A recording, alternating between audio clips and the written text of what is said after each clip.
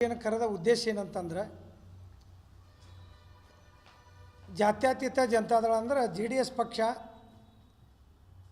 ಮಾಜಿ ಪ್ರಧಾನಮಂತ್ರಿಗಳು ಹಾಲಿ ರಾಜ್ಯಸಭಾ ಸದಸ್ಯರಾಗಿರ್ತಕ್ಕಂಥ HD ದೇವೇಗೌಡ ಅಪ್ಪಾಜಿಯವರ ನೇತೃತ್ವದಲ್ಲಿ 25 ವರ್ಷಗಳನ್ನು ಪೂರ್ಣಗೊಳಿಸಿದಂಥ ಪ್ರಾದೇಶಿಕ ಪಕ್ಷ.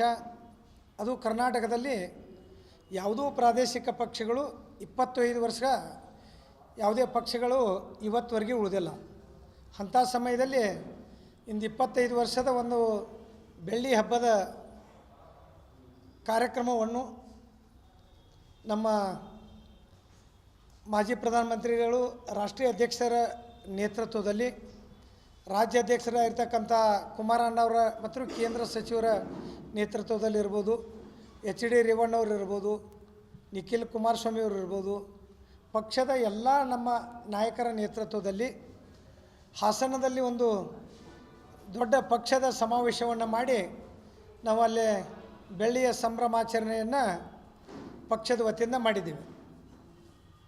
ಅವತ್ತು ಸುಮಾರು ಒಂದು 2.5 ಲಕ್ಷಕ್ಕಿಂತ ಹೆಚ್ಚು ಜನ ಹಾಸನ ಜಿಲ್ಲೆ, ಕೇವಲ ಹಾಸನ ಒಂದೇ ಒಂದು ಜಿಲ್ಲೆಯಲ್ಲಿ ಮಾತ್ರ, ಅದು ಬೇರೆ ಯಾವುದೇ ಜಿಲ್ಲೆಯಿಂದ ಜನವನ್ನು ಕರೆದುಕೊಂಡ್ಬಂದಿರ್ಕಿಲ್ಲ.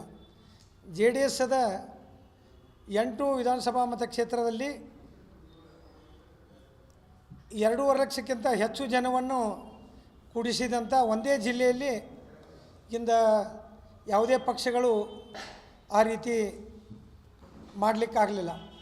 ಆ ರೀತಿ ಜನರ ಒಂದು ಅಭಿಪ್ರಾಯನ ಇಲ್ಲ, ನಾವು ಪ್ರಾದೇಶಿಕ ಪಕ್ಷವನ್ನು ಉಳಿಸ್ಕೋಬೇಕು, ಪ್ರಾದೇಶಿಕ ಪಕ್ಷಕ್ಕೆ ಸಂಪೂರ್ಣ ಬೆಂಬಲವನ್ನು ನೀಡಬೇಕು, ಈ ದೇವೇಗೌಡರು ಕಟ್ಟಿದಂಥ ಪಕ್ಷವನ್ನು ಇದು ಜನರ ಪಕ್ಷ ಅನ್ನೋ ಕಾರಣಕ್ಕಾಗಿ ರೈತ ಹೋರಾಟಗಾರರ ಪಕ್ಷ, ನೀರಾವರಿಗೆ ಏನೇ ಸಮಸ್ಯೆ ಬಂದರೂ ಸಹಿತ ಇತ್ತೀಚಿನ ದಿನಮಾನಗಳಲ್ಲಿ 93 ಮುಗಿಸಿ 94ನೇ ವಯಸ್ಸದಲ್ಲಿಯೂ ಸಹಿತ ಪಾರ್ಲಿಮೆಂಟ್ದಲ್ಲಿ ಇಂದ ದೇವೇಗೌಡರ ಅಪ್ಪಾಜಿಯವರು ಯಾವ ರೀತಿಯನ್ನು ತಮ್ಮ ಈ ಕರ್ನಾಟಕಕ್ಕಾಗಿ ಪಕ್ಷವನ್ನು ಮರೆತು ಯಾವುದೇ ಪಕ್ಷಕ್ಕಾಗಿ ಸೀಮಿತವಿಲ್ಲದೆ ನಮ್ಮ ನೀರಾವರಿ ಯೋಜನೆಗಳನ್ನು ಸಂಪೂರ್ಣವಾಗಿ ನೀವು ಮುಗಿಸಿಕೊಡ್ರಿ ಅಂತೇಳಿ ಇಂದ ಕೇಂದ್ರಕ್ಕೆ ಸರ ಇಂದ ಮನವಿ ಮಾಡಿದಂಥ ಒಬ್ಬ ಏಕೈಕ ಭಾರತ ದೇಶದಲ್ಲಿ ಮಾಜಿ ಪ್ರಧಾನಿ ದೇವೇಗೌಡ ಅಪ್ಪಾಜಿಯವರು. ಇಂದು ನಮ್ಮ ಪಕ್ಷ ಆ ರೀತಿಯಲ್ಲಿ ಎಲ್ಲ ಥರದಲ್ಲಿಯೂ ಇಂದು ಹೋರಾಟವನ್ನು ಮಾಡ್ಕೊತ ಬಂದಿದೆ. ಆ ನಿಮಿತ್ತವಾಗಿಂದ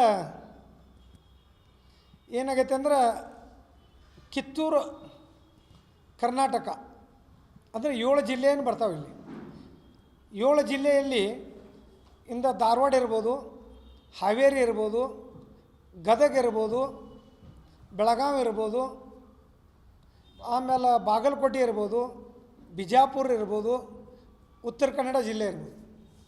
ಇವು 7 ಜಿಲ್ಲೆಯ ನಡುವೆ ಮತ್ತು ನಾವು ಮತ್ತೊಂದು ಪಕ್ಷದ ಸಂಘಟನೆಯ ದೃಷ್ಟಿಯಿಂದ ಒಂದು ಸಮಾವೇಶ ಮಾಡಬೇಕಂತೇಳಿ ತೀರ್ಮಾನವನ್ನು ಮೊನ್ನೆ ಶನಿವಾರ ದಿನ ಪಕ್ಷದ ಕಾರ್ಯಾಲಯದಲ್ಲಿ ಕರೆದು ಮಾನ್ಯ ಕೇಂದ್ರ ಸಚಿವರಾಗಿರ್ತಕ್ಕಂಥ ಮಾಜಿ ಮುಖ್ಯಮಂತ್ರಿಗಳಾಗಿರ್ತಕ್ಕಂಥ ಕುಮಾರಣ್ಣವರ ನೇತೃತ್ವದಲ್ಲಿ, ನಿಖಿಲ್ ಅಣ್ಣವ್ರ ನೇತೃತ್ವದಲ್ಲಿ ಒಂದು ಮೀಟಿಂಗ್ ಕರೆದು ಬಿಜಾಪುರಕ್ಕೆ ಮಾಡಬೇಕಂತೇಳಿ ತೀರ್ಮಾನವನ್ನು 27ನೇ ತಾರೀಕಿಗೆ ಬಿಜಾಪುರದಲ್ಲಿ ಮಾಡಬೇಕಂತೇಳಿ ತೀರ್ಮಾನ ಈಗಾಗಲೇ ಪಕ್ಷದ ನಾಯಕರು, ಎಲ್ಲ ಜಿಲ್ಲಾಧ್ಯಕ್ಷರು, ಎಲ್ಲ ಪ್ರಮುಖ ನಾಯಕರನ್ನು ಕೇಳಿಕೊಂಡು ತೀರ್ಮಾನವನ್ನು ತೆಗೆದುಕೊಂಡಿದ್ದಾರೆ.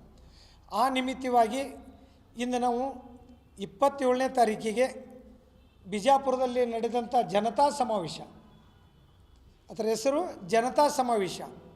ಜನತಾ ಸಮಾವೇಶದ ಒಂದು ಸಮಾವೇಶಕ್ಕೆ ನಮ್ಮ ಜಿಲ್ಲೆಯಿಂದ, ಬೆಳಗಾವಿ ಜಿಲ್ಲೆಯಿಂದ ಅಂದರೆ 2 ಪಾರ್ಲಿಮೆಂಟ್ ಬರ್ತಾವೆ ನಮಗೆ, ಚಿಕ್ಕೋಡಿ ಇರ್ಬೋದು, ಬೆಳಗಾವಿ ಇರ್ಬೋದು, ಖಾನಾಪುರ, ನಮ್ಮ ಕ್ಯಾಂಡ್ರಾ ಮತಕ್ಷೇತ್ರದ 2 ಮತಕ್ಷೇತ್ರಗಳು, ಒಂದು ಖಾನಾಪುರ ಇರ್ಬೋದು, ಒಂದು ಕಿತ್ತೂರು, ಇವೆಲ್ಲನೂ 18 ಮತಕ್ಷೇತ್ರಗಳನ್ನು ಒಳಗೊಂಡು ನಾವು ಮಿನಿಮಮ್ ಇಲ್ಲಿಂದ ಒಂದು 20,000 ಜನವನ್ನು ಕರೆದುಕೊಂಡು ಹೋಗ್ಬೇಕಂತ ಒಂದು ನಮ್ಮ ಪಕ್ಷದ ಎಲ್ಲ ಪ್ರಮುಖರು, ತಾಲೂಕು ಅಧ್ಯಕ್ಷರು ಇರ್ಬೋದು, ನಮ್ಮ ಜಿಲ್ಲಾ ಕಮಿಟಿ ಇರ್ಬೋದು, ನಾವು ಮಾತಾಡಿಕೊಂಡ ಈಗಾಗಲೇ ಪಕ್ಷದ ವರಿಷ್ಠರ ಆದೇಶದ ಮೇರೆಗೆ, ಅಂದ್ರೆ ರಾಜ್ಯಾಧ್ಯಕ್ಷರಾಗಿರ್ತಕ್ಕಂಥ ಕುಮಾರಣ್ಣರ ಆದೇಶದ ಮೇರೆಗೆ ಇಲ್ಲಿಂದ 20,000 ಜನವನ್ನು ಕರೆದುಕೊಂಡು ನಾವು 27ನೇ ತಾರೀಕಿಗೆ ನಾವು ಹೋಗಬೇಕಂತೇಳಿ ಪಕ್ಷದಲ್ಲಿ ತೀರ್ಮಾನವನ್ನು ಮಾಡಿಕೊಂಡಿದ್ದೇವೆ. ಆ ನಿಟ್ಟಿನಲ್ಲಿಂದ ನಾನು ಪತ್ರಿಕಾಗೋಷ್ಠಿಯನ್ನು ಸಹಿತ ನಾವು ಕರೆದಿದ್ದೀವಿ. ಅದಲ್ಲದೆ ಇನ್ನೊಂದು ವಿಷಯ ಅಂತಂದ್ರೆ, ಈಗ ಭಾಳ ಒಂದು ಸೋಮವಾರ ಇರ್ಬೋದು, ಮಂಗಳವಾರ 2-3 ದಿನದಲ್ಲಿ ನಿಖಿಲ್ ಕುಮಾರಸ್ವಾಮಿ ಅವರು ಬೆಳಗಾಮಕ್ಕೆ ಬರ್ತಾಯಿದ್ದಾರೆ. ಯಾವತ್ತು ಡೇಟನ್ನು ಅನ್ನೋದನ್ನು ತಮ್ಮ ಗಮನಕ್ಕೆ ಮತ್ತೊಮ್ಮೆ ಪತ್ರಿಕಾಗೋಷ್ಠಿಯನ್ನು ಮಾಡಿ ತಮಗೆ ಎಲ್ಲಿ ಬರ್ತಾರೋ, ಏನು ಕಾರ್ಯಕ್ರಮ, ಯಾವ ವಿಚಾರಕ್ಕಾಗಿ ಅವರು ಹೇಳ್ತಾರೆ ಅನ್ನೋದ್ರ ಬಗ್ಗೆ ಮತ್ತೊಮ್ಮೆ ನಿಮ್ಮ ಮುಖೇನ ನಾವು ಎಲ್ಲರಿಗೆ ಅದನ್ನು ಸಂದೇಶ ಕೊಡ್ತಕ್ಕಂಥ ಒಂದು ಕಾರ್ಯಕ್ರಮವನ್ನು ನಾನು ಮತ್ತೊಮ್ಮೆ ಹೇಳ್ತೇನೆ. ಅದು ಮುಗಿದ ಬಳಿಕ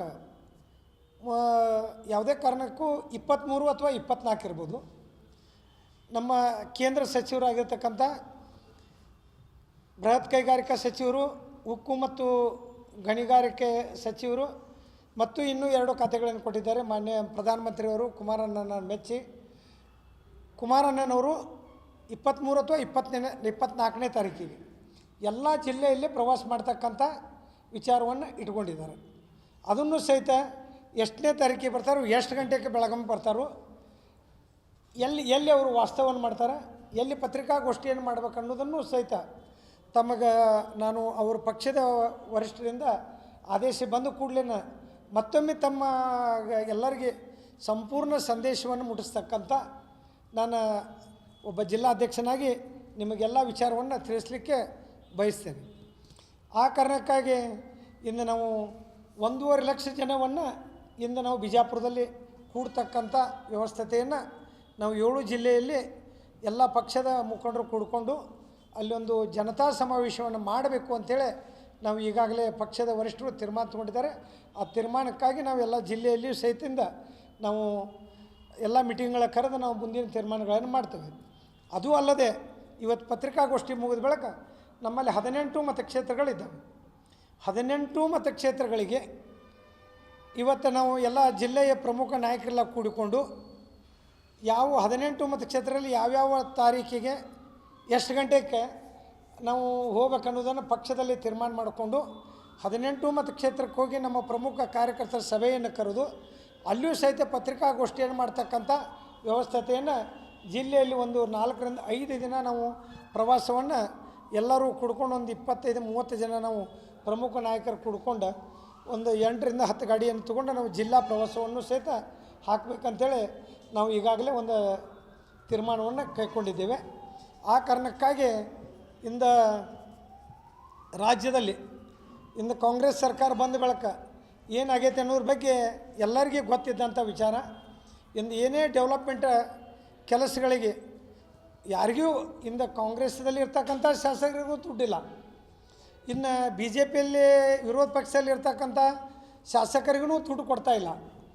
ಜೆ ಡಿ ಎಸ್ಸಲ್ಲಿ ಇರ್ತಕ್ಕಂಥವ್ರಿಗೂ ದುಡ್ಡು ಅಂದರೆ ವಿರೋಧ ಪಕ್ಷಕ್ಕೂ ಇಲ್ಲ, ಆಡಳಿತ ಪಕ್ಷದವ್ರಿಗೂ ಸಹಿತ ಅವ್ರಿಗೆ ಕೊಡಲಿಕ್ಕೆ ದುಡ್ಡು ಇಲ್ಲ ಸಂಬಂಧ ಸರ್ಕಾರದಿಂದ ದಿವಾಳಿ ಆಗೈತಿ. ಆ ದಿವಾಳಿ ಆದರೂ ಸಹಿತ ಇನ್ನೂ ಆಗಿಲ್ಲ ಅಂತಕ್ಕಂಥ ಬರೀ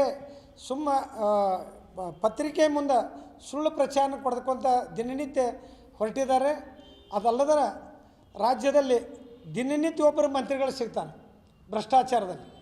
ಮಾನ್ಯ ನೋಡಿರ ಎಕ್ಸೈಸ್ದಲ್ಲಿ 6,000 ಕೋಟಿ ಹಗರಣ ಮಾಡಿದಂಥವ್ರು ಒಬ್ಬರು SP ಕ್ಯಾಡರ್ ಅಧಿಕಾರಿಗಳು ಅಂದರೆ DC ಕ್ಯಾಡರ್ ಕಮಿಷನರ್ ಲೆವೆಲ್ ಅಧಿಕಾರಿಗಳು ಇಂದು ಜೈಲಿಗೆ ಹೋದರೂ ಸಹಿತ ಇನ್ನೂ ಅದನ್ನು ಸಮರ್ಥನೆ ಮಾಡಿಕೊಳ್ತಕ್ಕಂಥ ಈ ಒಂದು ಸರ್ಕಾರ ಕೈ ಹಾಕೈತಿ. ಅದಕ್ಕೆ ಏನೇ ಆದರೂ ಸಹಿತ ಅವರು ನಾವು ಮತ್ತು SC ST ಅನುದಾನ